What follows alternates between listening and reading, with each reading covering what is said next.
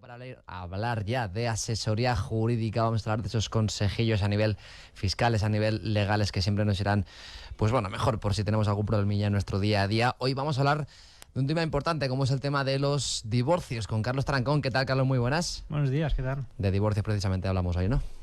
Bueno, supongo que mucha gente estará interesada, ¿no? Ahora se acerca el verano y la verdad que los veranos es cuando... ¿Es época de divorcio de los veranos? Es curioso, sí. Sobre todo septiembre es cuando entran más divorcios porque, por desgracia, cuando los matrimonios pues tienen vacaciones y están más tiempo juntos, se da la casualidad de que es cuando se producen luego más demandas de divorcio, ¿no? Después del verano. Este dato no lo conocía y me parece cuanto menos curioso. Sí.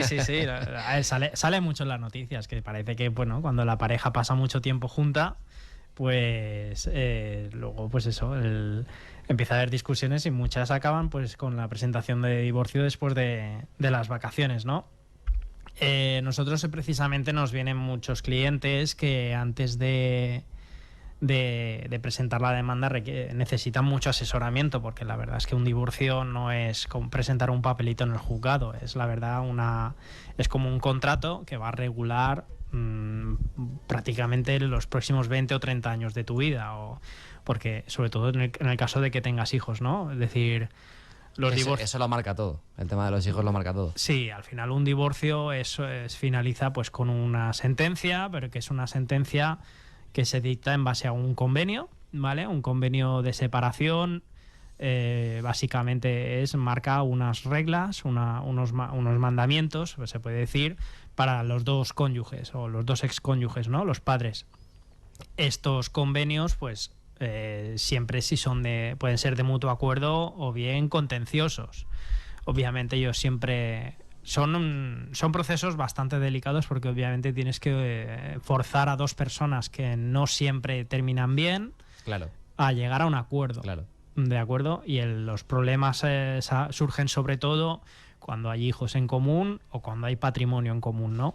En estos casos, o ambas, cuando hay hijos y patrimonio. Entonces, obviamente, una persona que probablemente no quieres volver a saber nada de ella y quieres que desaparezca de tu vida, pues es una relación que va a ser muy complicada, porque al final vas a tener que llegar a acuerdos con esa persona, ¿no? Nosotros, por eso yo siempre digo que siempre es mejor un mal acuerdo que un buen juicio, ¿no? Es decir, cuando coges dos personas, pues a lo mejor tomarlo con mucha calma, pero lo mejor es un divorcio de mutuo acuerdo, porque aunque sea un contencioso, al final siempre surgirá alguna emergencia, alguna circunstancia que vas a tener que llegar a un acuerdo con tu expareja, ¿no? Entonces, lo que veníamos a analizar hoy es sobre todo en qué se compone un convenio, ¿no? ¿Qué materias se regulan? En este caso, cuando se trata de un matrimonio en el cual no hay patrimonio en común ni hay hijos, es muy difícil montar un divorcio contencioso, porque al final, en este caso en Baleares, como todos saben, o la mayoría saben, en Baleares, a diferencia de la península, cuando tú te casas en régimen de separación de bienes. ¿Qué es el régimen de separación de bienes y qué es el régimen de gananciales? Que es lo opuesto, ¿no? El régimen de separación de bienes es básicamente que, aunque te cases, lo tuyo es tuyo y lo de tu pareja es de tu pareja. ¿Esto es obligatorio en Baleares? No es que sea obligatorio. Es decir, es que si tú no dices que quieres someterte a otro régimen matrimonial, por ley se te pone en régimen de separación de bienes. Como predeterminado. Predeterminado, exactamente. Y esto no pasa en otros puntos de... En la península es al revés. Y en otros puntos es que si tú te casas, pasas a ser a ese matrimonio a regirse por el régimen de gananciales. ¿Qué significa? Que a partir de la fecha del matrimonio, todo el patrimonio que se adquiere a partir de ese día no afecta al patrimonio que tenían los dos cónyuges antes del casamiento. Todo el patrimonio que se adquiere a partir de la fecha del matrimonio es al 50%, aunque uno pague el 100%. Por ejemplo, una casa, ¿vale? Te casas y te compras una casa, aunque uno de los cónyuges pague el 100%, si te divorcias, a la hora del divorcio se repartiría el 50%. Ahí tienes un problema, porque ¿cómo divides una casa, ¿vale? Ahí analizaremos. Entonces, también es verdad que tú te puedes casar en régimen de gananciales o en régimen de separación de bienes y hacer lo que se llaman capitulaciones matrimoniales. ¿Qué significa? Que luego vas al notario y ambos manifiestan ante notario que quieren regirse, pues si estás en separación de bienes, no, nos queremos regir en gananciales. O si te riges en gananciales y vienes a vivir a Mallorca, no, nos queremos regir en separación de bienes. Al final todo es modificable, pero es verdad, predeterminado por ley, en la península es gananciales y en Mallorca o en Baleares es separación de bienes, ¿vale? Aquí tenemos un Código Civil Balear, por el cual también, por ejemplo, se pueden hacer las donaciones en vida, cosa que en otras comunidades autónomas no.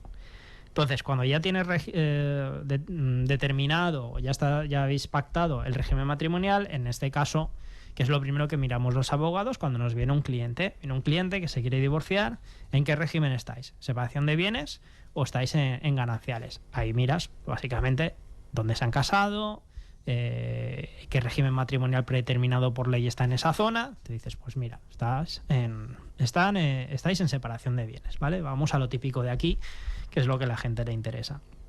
Entonces, ¿qué ocurre en los casos donde, digamos, tenemos un divorcio de mutuo acuerdo? Tenemos la suerte de que las dos personas, pues mira, queremos, por el bien de nuestros hijos, tenemos hijos, por el bien de ellos, queremos llegar a un acuerdo y que no pasen por una situación bastante dura.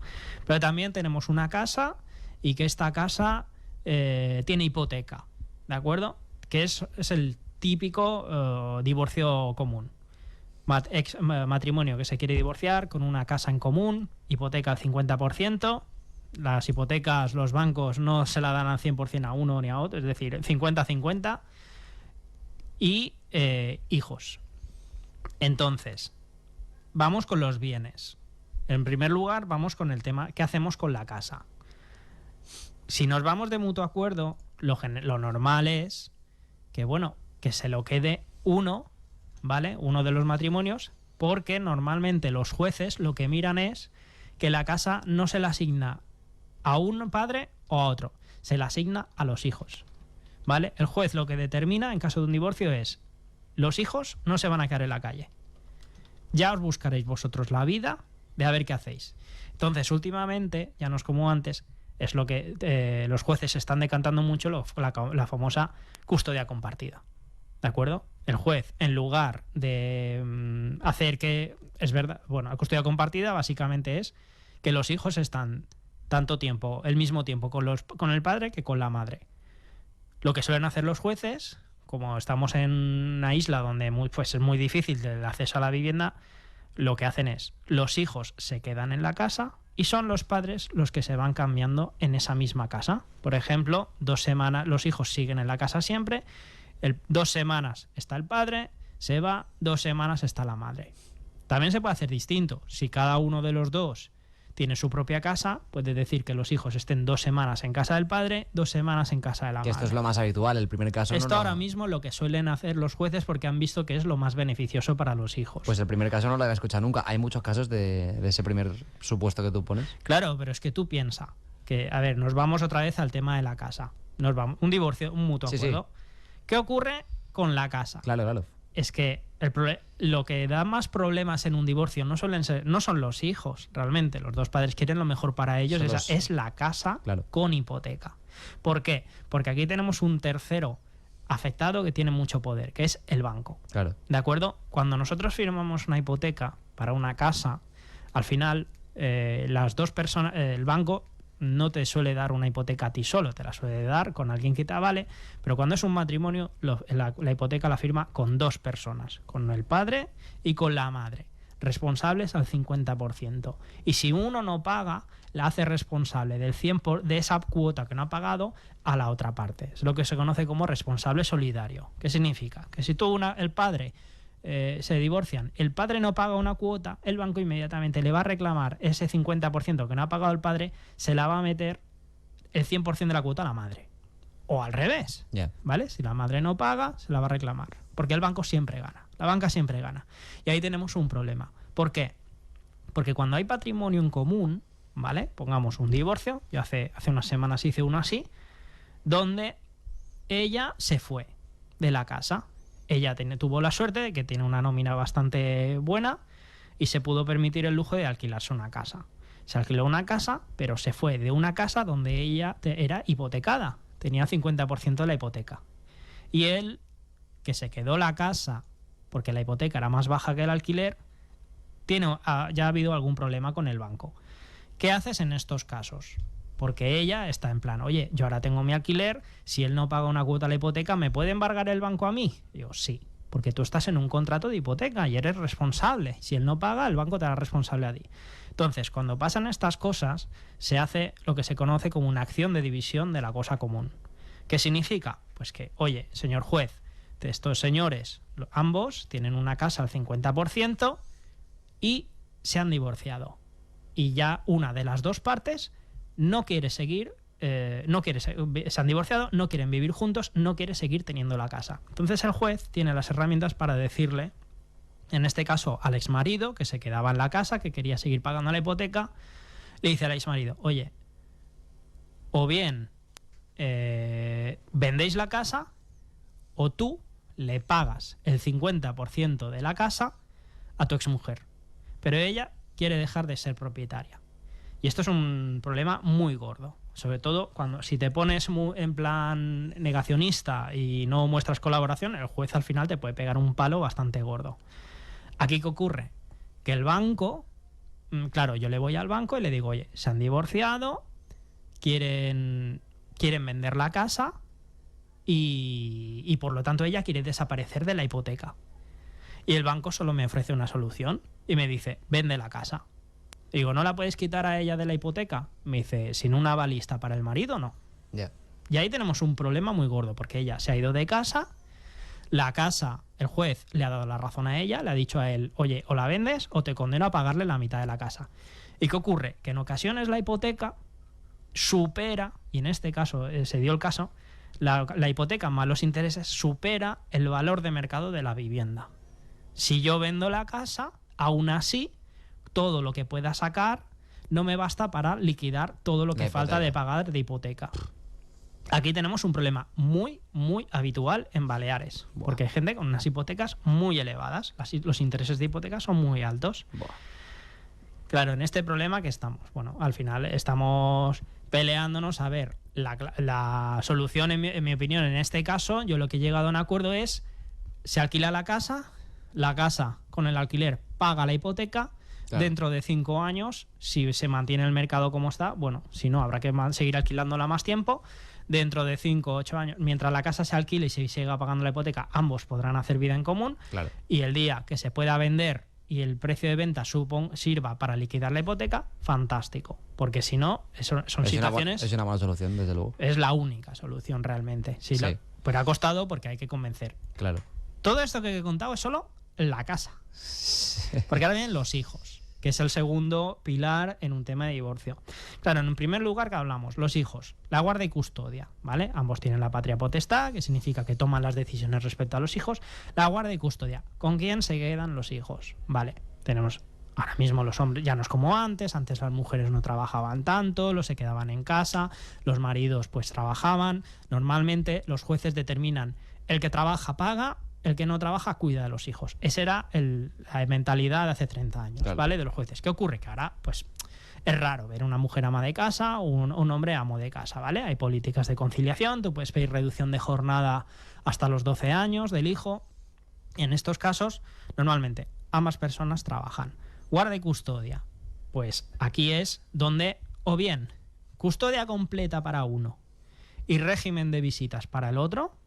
Si es de mutuo acuerdo, fantástico. Cuando hay mutuo acuerdo es maravilloso porque va todo a flor de piel. Cuando es contencioso es decirle, mira, señor juez, estos son los horarios que tienen, determine usted cuándo los tiene que visitar. Claro. Y al final ninguna de las dos partes salen ganando. Por eso yo siempre recomiendo un mutuo acuerdo que aunque creas que es un mal acuerdo, es mucho mejor de lo que te va a imponer un juez. Ya, pero hay que ceder ahí en un tema de... Sí, el orgullo, sobre todo el ego y el orgullo siempre suma mucho, claro. Pero te aseguro que un contencioso, el juez... es un caso más, no va a tener nada de empatía, te va a decir, mira, tal, y punto, ya está. Y normalmente las dos partes no les gusta. Entonces, guarda y custodia, ¿con quién se queda?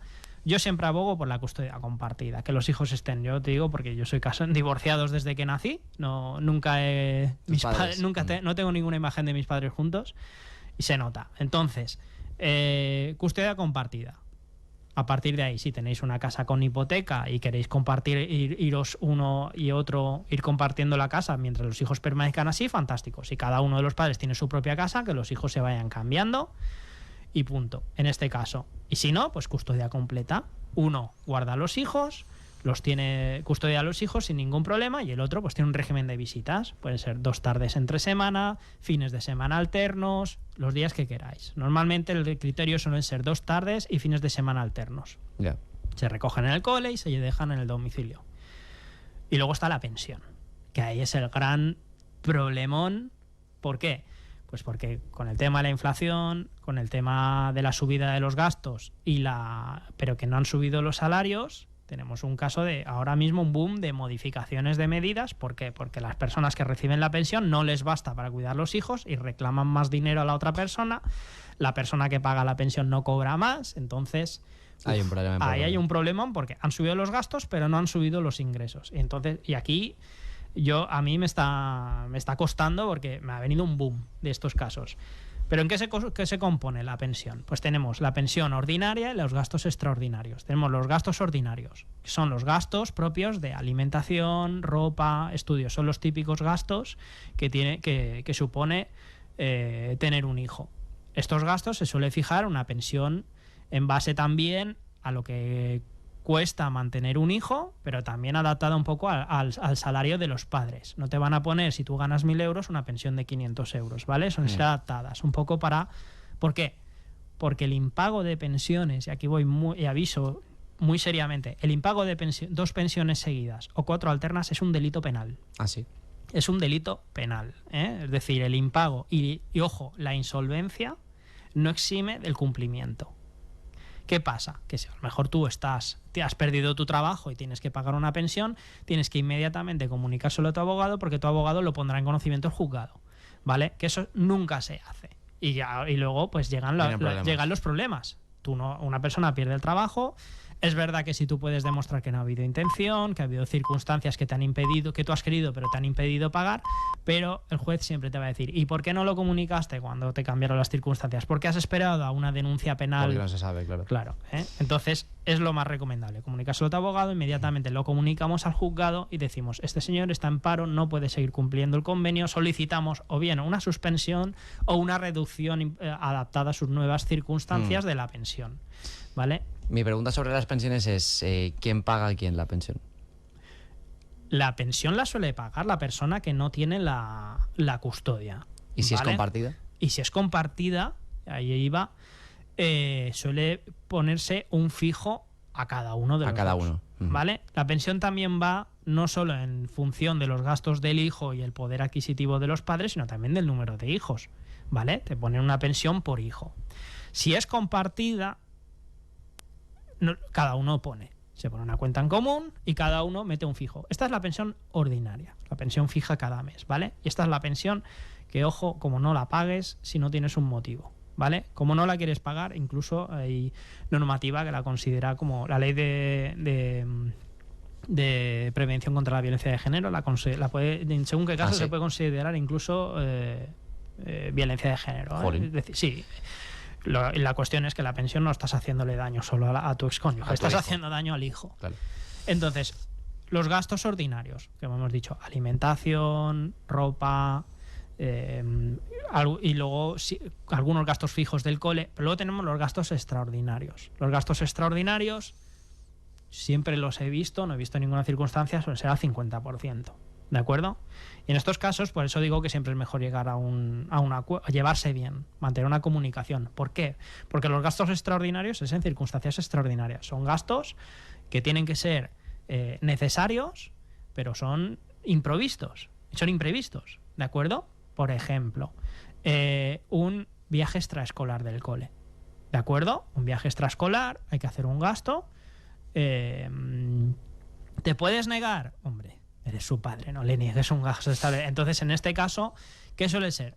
En este caso que he puesto no es un gasto necesario, pero pongamos clases de refuerzo. Clases de refuerzo sí que es un gasto necesario. Estos casos, el excónyuge, uno de los cónyuges, ¿se podría negar en un caso de repaso? No.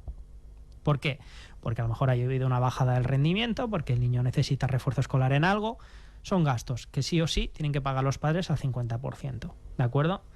Pero el típico, el niño quiere apuntarse al Playas de Calviá. Eso te va a preguntar justo ahora. ¿Vale? ¿En el deporte qué es pasa? el más típico que me preguntan siempre. ¿Qué ocurre? Normalmente, alguno de los dos cónyuges tiene más dinero. Obviamente le da unos regalos más generosos a su hijo, ¿de acuerdo? ¿Qué ocurre? Que el padre que no puede pagar tanto dice que se apunte al cole, que se va a un cole público, que se apunte a fútbito. Aquí en estos casos sí que si es un gasto excesivo y que hay una alternativa más barata, tú puedes alegar que no llegas a este nivel, que no puedes permitirte pagar semejantes gastos, y la otra parte, que es la que ha decidido apuntarlo al Playas de Calviá, podrías decirle, pues si quieres apuntar a Playas de Calviá, te lo pagas tú, lo pagas tú el 100%, o yo pago el 20% en lugar del 50%, porque yo no tengo tanto dinero, y tienes una alternativa mucho más barata, que es apuntarlo al fútbol del cole, ¿vale? Pero, por ejemplo, medicinas, ropa, en estos casos, sí o sí, libros, gastos al 50%. Son necesarios y sí o sí, salvo que, por eso siempre de mutuo acuerdo, porque a veces yo digo, oye, si tú ganas más y él o ella ganan menos, pues tú paga un poquito más, que ganas más, no lo notas, y así mantenéis. Pues entonces, siempre. Y por último, pues obviamente el tema de los gastos y los impuestos cuando te divorcias, comunidad, IBI, luz y agua, gas, todos estos casos también al 50%, aunque una de las personas viva en la casa. La luz y el agua, no. Pero lo que antes del divorcio, aunque si una persona se queda viviendo en la casa y hay deudas a la comunidad, pongamos que te has divorciado y se deben 5.000 euros a la comunidad, todas las deudas contraídas durante el matrimonio son al 50%, porque muchos nos dicen, no, nos hemos divorciado, ahora que está viviendo ella en la casa, que lo pague todo ella. No, porque tú estabas antes viviendo, exacto, claro. Las deudas contraídas durante el matrimonio siguen siendo al 50%. Después del divorcio, las deudas que las pague la otra persona. Pero entonces... Bueno, pues cuestiones muy interesantes aquí resueltas en este espacio de asesoría jurídica con Carlos Tarancón, hablando de divorcios. Y me quedo sobre todo con ese dato curioso, que a partir de septiembre se acaban muchísimos matrimonios, fíjate. Pues nada, Carlos, como siempre un placer tenerte por aquí en Radio Calviá, muchas gracias y nos vemos y nos escuchamos, pues esperemos que o la semana que viene o cuando toque, ¿no? A vosotros cuando queráis.